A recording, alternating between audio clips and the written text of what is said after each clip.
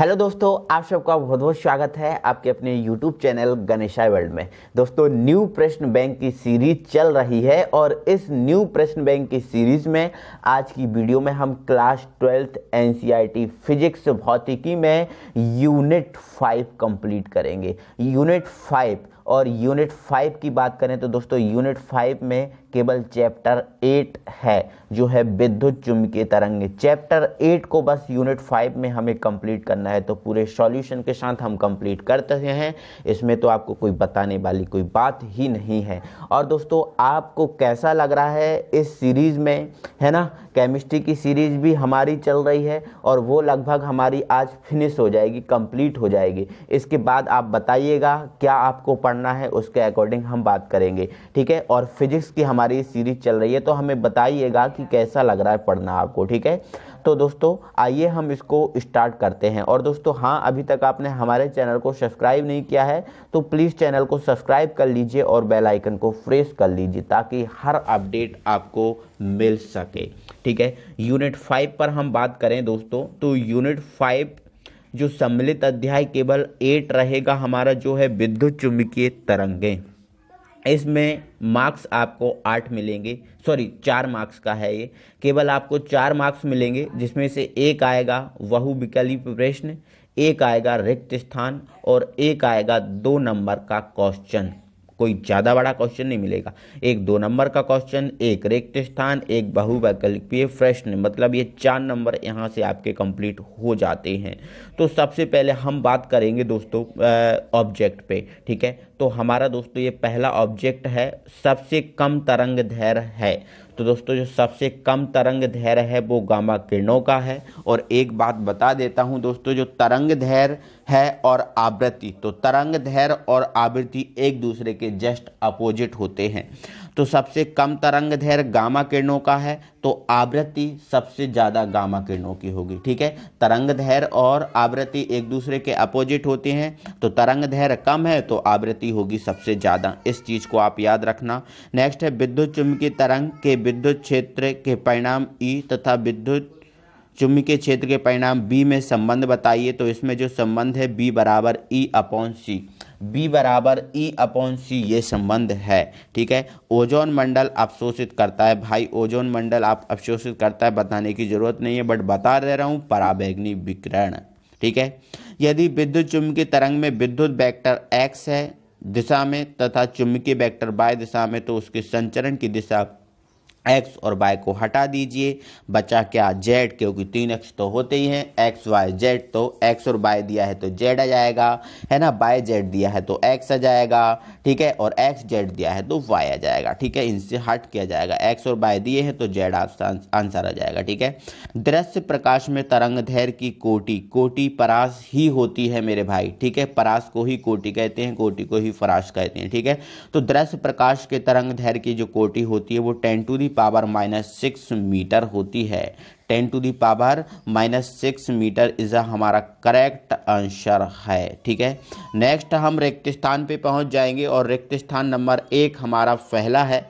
विद्युत चुम्बकीय तरंगों के स्पेक्ट्रम में सर्वाधिक आवृत्ति वाली तरंग, तो मैंने आपको बता ही दिया था दोस्तों। आप कम तरंग दैर्घ्य वाली तरंग गामा किरण या तरंग को पढ़ चुके हैं, तो गामा की तरंग दैर्घ्य तो कम होती है लेकिन आवृत्ति ज़्यादा होगी, तो आंसर आपका क्या हो जाएगा, गामा तरंगे, ठीक है। गामा तरंगे आंसर आपका हो जाएगा, आप लिख देना इसमें, ठीक है। सही आंसर क्या हो जाएगा आपका, गामा तरंगे। और भी बड़ा कर ले रहा हूँ मैं, ठीक है। तो ये गामा तरंगे हो जाएगा, ठीक है। नेक्स्ट हो गया, पहला हो गया हमारा। नेक्स्ट है विद्युत चुम्बकीय तरंगें खालिस्तान होती हैं, तो आंसर आपका अनुप्रस्थ आ जाएगा, ठीक है। विद्युत चुम्बकीय तरंगें अनुप्रस्थ होती हैं। नेक्स्ट है पराबैंगनी लैंपों के बल्ब खालिस्तान के बनाए जाते हैं, तो ये क्वार्ट्स के बनाए जाते हैं। पराबैंगनी लैंपों के जो बल्ब होते हैं वो क्वार्ट्स, है ना, क्वार्ट्स के बनाए जाते हैं, क्वार्ट्स, ठीक है। नेक्स्ट जीवाणुनाशक के रूप में खालिस्तान तरंगों का उपयोग किया जाता है, तो आप लिख देना पराबैंगनी तरंगों, ठीक है। तो जीवाणुनाशक के रूप में पराबैंगनी तरंगों का उपयोग किया जाता है, पराबैंगनी, ठीक है। सूक्ष्म तरंगों की तरंग दैर्घ्य परास मीन्स मेरे भाई जो सूक्ष्म तरंग हैं इनकी जो तरंग दैर्घ्य परास है वो क्या है, आपको ये आंसर देना है, ठीक है। तो आप बता दीजिए 10⁻⁻3, एक मिनट है ना, 10⁻⁻3 मीटर से 10⁻⁻1 मीटर तक, ठीक है। तो जो सूक्ष्म तरंगों की जो तरंग दैर्घ्य की जो परास होती है वो 10⁻⁻3 मीटर से 10⁻⁻1 मीटर तक होती है। समझे ना आप, कोई प्रॉब्लम तो नहीं है, ठीक है। चलो आगे बढ़ जाओ, ये आपका हो गया। चलो अब हमारे ऑब्जेक्ट कंप्लीट हुए, अब हम आ जाते हैं 2 नंबर के क्वेश्चंस पर। तो 2 नंबर के क्वेश्चंस में हमारा पहला क्वेश्चन है माइक्रोवेव ओवन का सिद्धांत आपको लिखना है। समझा दूंगा मेरे भाई, टेंशन मत लेना बिल्कुल भी, है ना। मैं शांत हूँ ना, तो बस आप टेंशन मत लिया करो, ठीक है। तो माइक्रोवेव ओवन का सिद्धांत समझाइए। समझा दूंगा। एक्स किरणें किसे कहते हैं, इनके 2 उपयोग लिखिए। बिल्कुल लिखेंगे। विद्युत चुम्बकीय स्पेक्ट्रम में उपस्थित तरंगों को उनके तरंग दैर्घ्य के बढ़ते क्रम में लिखिए, ठीक है।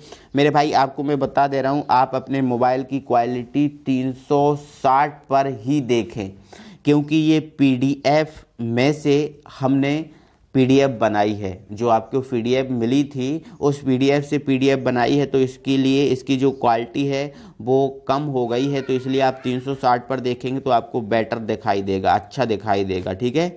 ओके चलो, तो है ना, विद्युत चुम्बकीय स्पेक्ट्रम में उपस्थित तरंगों को उनके तरंग दैर्घ्य के बढ़ते क्रम में लिखिए। नेक्स्ट है हटाना।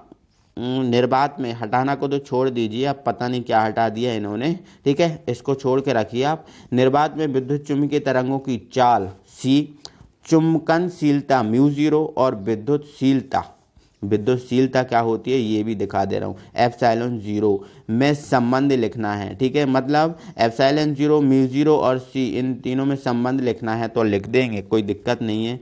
नेक्स्ट है विद्युत चुम्बकीय तरंगों के गुण लिखिए, ये भी लिख देंगे। ये कौन से हट के क्वेश्चन है, ठीक है। नेक्स्ट है पौधा घर प्रभाव, मतलब ग्रीन हाउस प्रभाव को स्पष्ट कीजिए। कर देंगे मेरे भाई, है ना।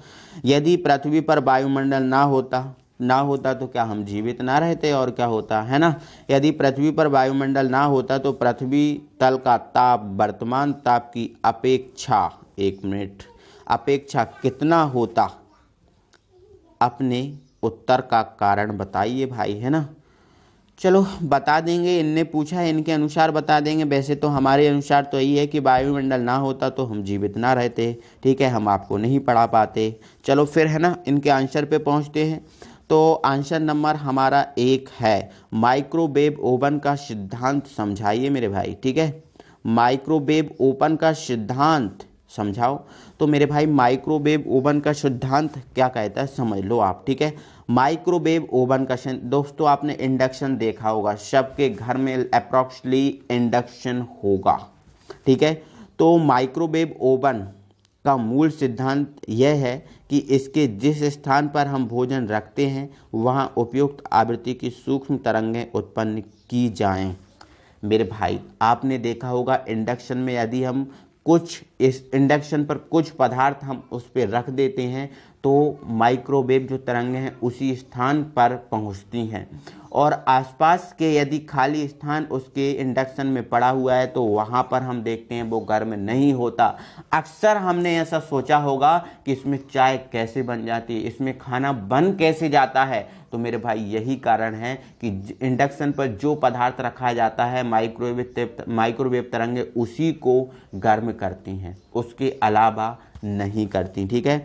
तो वहाँ उपयुक्त आवृत्ति की सूक्ष्म तरंगें उत्पन्न की जाएं, बस यही इसका सिद्धांत है। इस प्रकार बर्तन को गर्म करने में ऊर्जा व्यर्थ नहीं होती, बिल्कुल नहीं होती, ठीक है। बर्तन क्यों गर्म हो, बर्तन गर्म नहीं होता, जहाँ पर कोई पदार्थ रखा है बस वो गर्म होगा, बर्तन नहीं होगा गर्म, ठीक है। तो बर्तन नहीं गर्म होगा तो वो ऊर्जा बचेगी ना। अब देखो जैसे मान के चलो हम गैस पे या फिर चूल्हे पे कोई खाना पकाते हैं तो जिस बर्तन में या जिस पदार्थ में हम खाना पकाते हैं वो पूरा बर्तन गर्म होता है, बट इंडक्शन में सूक्ष्म तरंगों में ऐसा नहीं होता, वही पदार्थ गर्म होता है जिसकी हमें ज़रूरत होती है, ठीक है।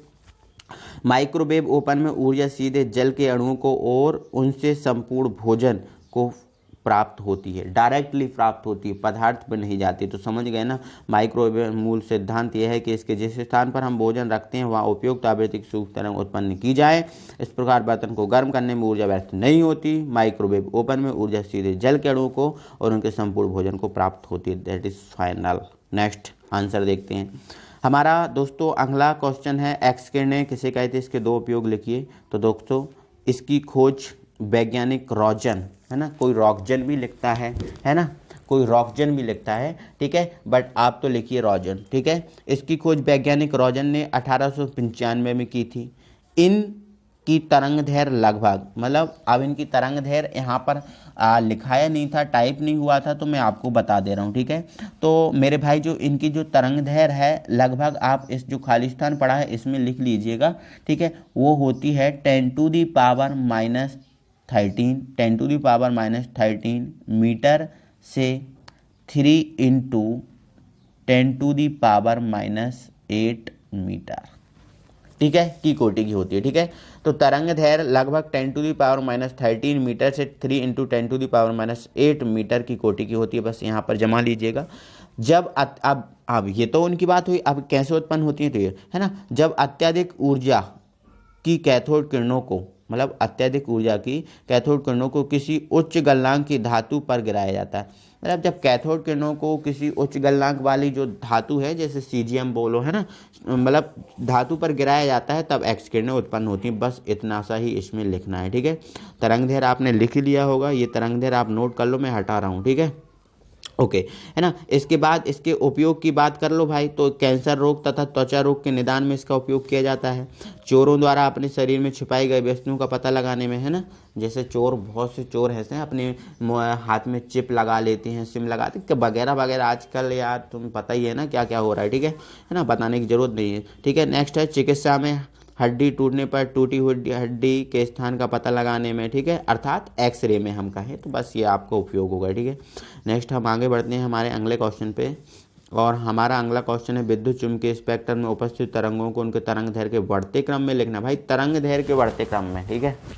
चलो पहले मैं आपको बता दे रहा हूँ ये विद्युत चुम्बकीय स्पेक्ट्रम होता क्या है ना। तो विद्युत चुम्बकीय स्पेक्ट्रम वह क्रम है जिसमें विभिन्न गुणों वाली विद्युत चुम्बकीय तरंगों को उनकी बढ़ती तरंग दैर्घ्य, यहाँ पर ये कट गया है, तरंग दैर्घ्य है, यहाँ पर तरंग दैर्घ्य के क्रम में रखा जाता है, बढ़ती हुई तरंग दैर्घ्य के क्रम में रखा जाता है। तो ये तो विद्युत चुम्बकीय स्पेक्ट्रम हुआ, है ना।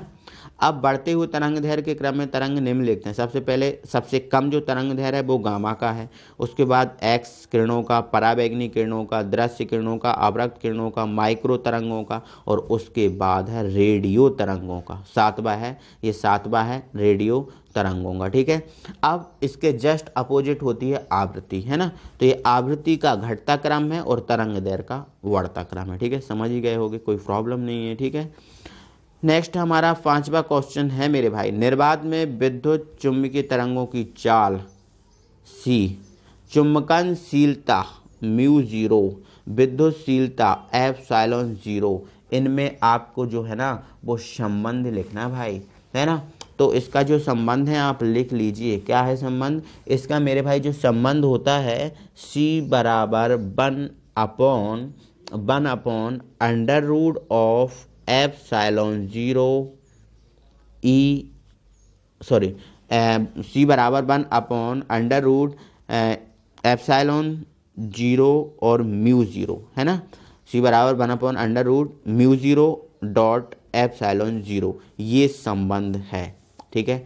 अब कुछ और ज़्यादा बताना है तो आप ये और लिख लीजिएगा, जहाँ C विद्युत चुम्बकीय तरंगों की चाल, μ0 बराबर चुंबकनशीलता, निर्वात में चुंबकनशीलता, और ε0 बराबर निर्वात में विद्युतशीलता। ये और लिख देना क्योंकि ज़्यादा आपको बेस्ट देना होता है, ठीक है। तो ये हमारा बेस्ट हो जाएगा, फिर कोई रोक नहीं सकता, ठीक है। तो ये बस इतना हमें लिखना है, ठीक है। चलो अगला क्वेश्चन देख लेते हैं। हमारा अगला क्वेश्चन है विद्युत चुम्बकीय तरंगों के गुण लिखो। तो लिख देंगे ना, ये तरंगें अनुप्रस्थ होती हैं विद्युत चुम्बकीय तरंगें, ठीक है। ये विद्युत या चुम्बकीय क्षेत्र से प्रभावित नहीं होती, बिल्कुल नहीं होती, है ना। इनमें विद्युत एवं चुंबकीय क्षेत्र के दोलन समान कला में होते हैं, ठीक है। इनके संचरण के लिए माध्यम की आवश्यकता नहीं होती है। काय का माध्यम, काय का क्या है तो कहीं भी चली जाती है ना, इन्हें कोई रोक नहीं सकता, ठीक है। चलो तो ये 2-3 लिख देना, ओके। चलो नेक्स्ट हमारा 6वां क्वेश्चन है ग्रीन हाउस प्रभाव पौधा घर। वाह, क्या डायग्राम बनाए इनका, ठीक है। तो ये भाई ग्रीन हाउस प्रभाव या पौधा घर है, कोई प्रॉब्लम नहीं है, ठीक है। आपको देख रहे हो ये सूर्य से कुछ किरणें आ रही हैं, है ना, और कुछ किरणें आ रही हैं, है ना, तो ये पृथ्वी पर टकरा रही हैं, ठीक है। दिख रहा है ना, ये सूर्य भगवान जी हैं हमारे, है ना, उनसे कुछ किरणें आ रही हैं और ये पृथ्वी पर, है ना, ये देखो टकरा रही हैं, है ना, टकरा रही हैं। तो क्या होगा, पृथ्वी का जो वातावरण है वो गर्म हो जाएगा, ठीक है, क्योंकि किरणें आ रही हैं तो पृथ्वी पर टकरा रही हैं, तो पृथ्वी का जो वातावरण है ना गर्म हो जाएगा। और पृथ्वी का जो वातावरण जैसे ही गर्म होगा इसे ही हम पौधा घर बोलते हैं, ठीक है। पृथ्वी का जो वातावरण गर्म होना इसे ही हम बोलते हैं पौधा घर, ठीक है। ये परिभाषा है। ग्रीन हाउस प्रभाव या हरित गृह प्रभाव एक प्राकृतिक प्रक्रिया है, प्राकृतिक है भाई, हम तो नहीं कर सकते इसको, ठीक है, जिसके द्वारा किसी ग्रह या उपग्रह के वातावरण में मौजूद कुछ गैसें वातावरण के तापमान को अपेक्षाकृत अधिक गर्म बनाने में मदद करती हैं। इन ग्रीन हाउस गैसों में कार्बन डाइऑक्साइड तो मुख्य रहते ही है, सबसे बड़ा तो जो है ना जड़ है वो कार्बन डाइऑक्साइड है, CO2, है ना, जल वाष्प है, मेथेन है ना, ये मिथेन लिखा है मेरे भाई, है ना, तो थोड़ा सा आप मेथेन कर लेना इसको सही से, ठीक है, मेथेन आदि शामिल हैं, ठीक है। चलो ये हो जाएगा। नेक्स्ट हमारा क्वेश्चन देख लेते हैं। नेक्स्ट है हमारा, यदि पृथ्वी पर वायुमंडल ना होता तो पृथ्वी तल का ताप वर्तमान ताप की अपेक्षा कितना होता? अपने उत्तर का कारण बताओ, बता देंगे, कोई प्रॉब्लम है क्या, ठीक है।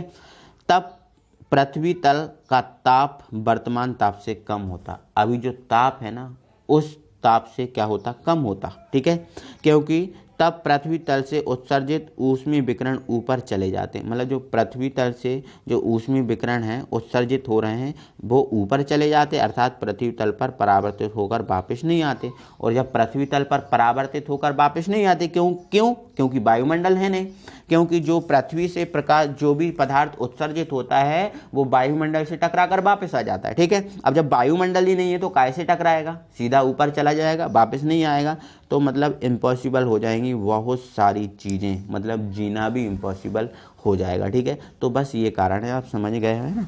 तो दोस्तों वीडियो अच्छा लगा, वीडियो को लाइक करें, शेयर करें, अपने दोस्तों लोगों को ज़्यादा से ज़्यादा शेयर करें, है ना, ताकि सभी लोग का फ़ायदा हो, और सभी लोग का फ़ायदा होगा तो फिर हमारा अपने आप ही फ़ायदा हो जाएगा, है ना। तो दोस्तों फिर मिलते हैं अगले वीडियो में। Thank you very much.